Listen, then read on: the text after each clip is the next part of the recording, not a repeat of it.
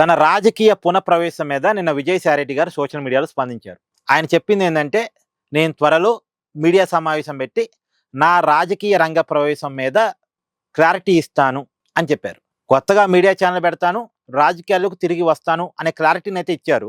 కాకపోతే కొత్తగా రాజకీయ పార్టీ పెట్టడమా, వైఎస్ఆర్ కాంగ్రెస్ పార్టీలోకి తిరిగి రావటమా అన్నదానికి సమాధానం చెప్పలేదు.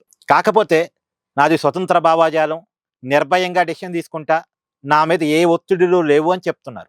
అంతవరకు చెప్తున్నారు కానీ వైఎస్ఆర్ కాంగ్రెస్ పార్టీలోకి తిరిగి వస్తాడా లేదా కొత్తగా రాజకీయ పార్టీ పెడతాడా అనేది మాత్రం చెప్పలేదు. గతంలో అయితే కొత్త రాజకీయ పార్టీ పెడతాను అనే సంకేతాలు ఇచ్చాడు. కాకపోతే నమ్మలేం, విజయసాయిరెడ్డి మాట నమ్మలేం.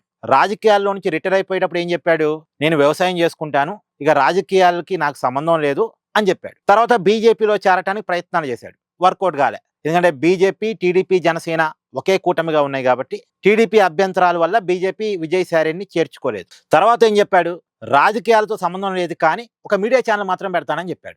తర్వాత ఏం చెప్పాడు, మీడియా ఛానల్ పెడతాను, పేపర్ పెడతాను, రాజకీయాల్లో కూడా వస్తాను, కొత్త రాజకీయ పార్టీ పెడతానని చెప్పాడు. ఇప్పుడు కొద్దిగా కన్ఫ్యూజన్ క్రియేట్ చేస్తున్నాడు. కాబట్టి నమ్మలేం. చివరిదాకా విజయసాయిరెడ్డి నిర్ణయాన్ని మనం నమ్మటానికి అయితే లేదు. కొత్తగా పార్టీ పెడతాడా లేదా వైఎస్ఆర్ కాంగ్రెస్ పార్టీలో తిరిగి చేరతాడా చూడాలి.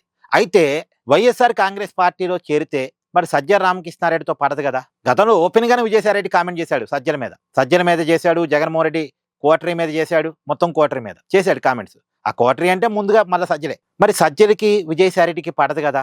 ఒకవేళ విజయసాయిరెడ్డి తిరిగి పార్టీలోకి వస్తే సజ్జల పరిస్థితి ఏంది, ఇది చాలా చర్చ జరుగుతుంది. అయితే సజ్జలకి ఇప్పుడున్న ఇంపార్టెన్స్ కొంచెం తగ్గించవచ్చు, విజయసాయిరెడ్డికి ప్రయారిటీ ఇచ్చి వైఎస్ఆర్ కాంగ్రెస్ పార్టీలో చేర్చుకోవచ్చు అనే చర్చ నడుస్తుంది. నిజానికి సజ్జల రామకృష్ణారెడ్డి కంటే ముందు వైఎస్ఆర్ కాంగ్రెస్ పార్టీలో నెంబర్ 2 నాయకుడు విజయసాయిరెడ్డి. కాకపోతే 2019లో జగన్మోహన్ రెడ్డి గారు అధికారంలోకి వచ్చిన తర్వాత విజయసాయిరెడ్డి ఎప్పుడైనా ఏకులో మేక్ అవుతాడనే భయంతో విజయసాయిరెడ్డి ఇంపార్టెన్స్ కొద్దిగా తగ్గిస్తూ సజ్జల రామకృష్ణారెడ్డికి ఎంకరేజ్ చేశారు.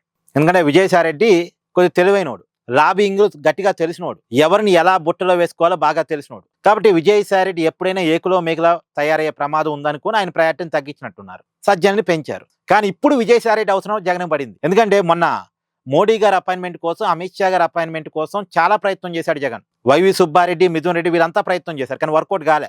అదే విజయసాయిరెడ్డి కనుక ఉంటే కొద్దిగా అపాయింట్మెంట్ సంపాదించి ఉండేవాడు ఏదో రకంగా. అంటే Delhi లాబింగులకి Vijayasai Reddy care of address. ఏ విషయాన్ని ఎలా డీల్ చేయాలో విజయసాయిరెడ్డికి బాగా తెలుసు, సిద్ధాస్తుడు. కాబట్టి ఇప్పుడు విజయసాయిరెడ్డి అవసరం జగన్కి చాలా ఉంది. కాబట్టి విజయసాయిరెడ్డిని మళ్ళీ జగన్ తన పార్టీలోకి ఆహ్వానిస్తున్నాడని, అంటే గతంలో విజయసాయిరెడ్డి అడిగినప్పుడు వద్దన్నాడట, ఇప్పుడు మళ్ళీ అదే జగన్ విజయసాయిరెడ్డితో చర్చలు జరిపి పార్టీలోకి ఆహ్వానిస్తున్నాడు అని ఈ చర్చ అయితే నడుస్తుంది. చూడాలి రాబోయే కాలంలో. కానీ విజయసాయిరెడ్డిని పిలిస్తే మాత్రం కేవలం జగన్మోహన్ రెడ్డి లాబింగ్ల కోసం పిలవటమే. పైగా విజయసాయిరెడ్డి కొద్ది స్ట్రాటజిస్ట్ కూడా, ఏ విషయాన్ని ఎలా డీల్ చేయాలో బాగా తెలిసినోడు. కాబట్టి చూడాలి ఏం జరిగిద్ది అనేటువంటిది. విజయసాయిరెడ్డి వైసీపీలోకి రీఎంట్రీ కాబోతున్న వేళ సజ్జల రామకృష్ణారెడ్డికి చెక్ పెట్టే దాంట్లో నుంచే బోరుగడ్డ అనిల్ కుమార్ ఇష్యూ కూడా ఉందని. అంటే బోరుగడ్డ అనిల్ కుమార్ ఆందోళన వెనకాల, అతను సజ్జల రామకృష్ణారెడ్డి మీద కామెంట్ చేయడం వెనకాల విజయసాయిరెడ్డి ఉన్నాడని కూడా అంటున్నారు. ఇవన్నీ ప్రచారాలు. ఈ ప్రచారాలన్నిటికీ ఒక క్లారిటీ రావాలి అంటే విజయసాయిరెడ్డి నిర్ణయం ఏంటి అన్నది మనకు తెలవాలి. అది కొద్దిగా టైంలో, అంటే శ్రావణ మాసంలో తెలిసిద్ది. అంటే ఆగస్టు 13 తర్వాత విజయసాయిరెడ్డి ప్రకటించే అవకాశం ఉంది తన నిర్ణయాన్ని. చూడాలి.